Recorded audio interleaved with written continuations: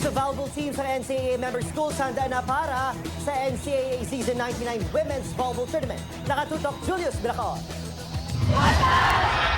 Nahidlaw na nga magbalik sa court ang mga miyembro ng Perpetual Lady Altas.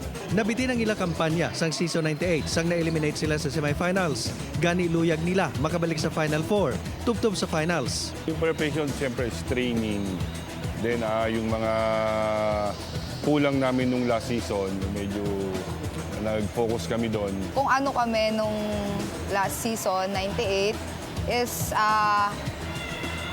yung energy namin papuntang NCAA season 99 is mas dik-dik kami pumasok ng Final Four. Bago nga season, bago man ang coach sang Letran Lady Knights. Pero hindi naman basta-basta nga coach. Si Coach O, Oliver Almadro, ang bantog nga coach sa collegiate kag professional leagues.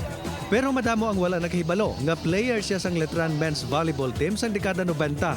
So we want our players not to be extrinsically motivated. We want them to make their own hugot ba? Motivation in themselves. Nung una po, syempre, na-overwhelm kami kasi si Coach Oliver na yan. Tapos, ayun, madali naman siyang makisama sa amin. Ang season 98 finalists nga LPU Lady Pirates, todo na ang pagpahanda para sa palabuton nga season 99. Maganda yung naging off-season namin, yung preparation namin for this incoming NCAA kasi marami kaming digs na nasalihan. Mas marami nga po yung bagong recruits kaysa sa mga sa before. Chemistry naman ang ginatrabaho sang JRU Lady Bombers sa pagsulod sang season 99. Pero inikuno ang ila malabot pinaagi sa pagtinguha.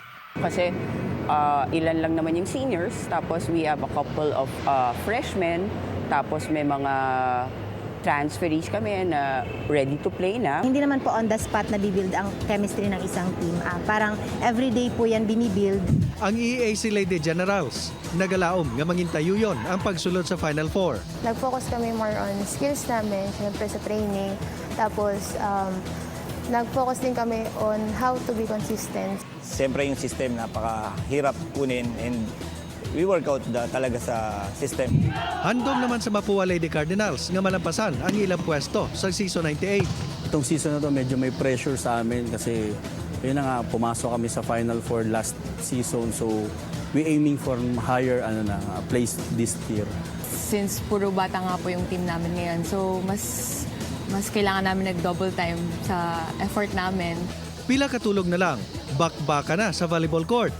Bantayan ang NCAA Season 99 Indoor Volleyball Tournament sa Domingo, April 7, live sa GTV, alas 12 sang udto. Julius Bilacaol, 1, Western Visayas.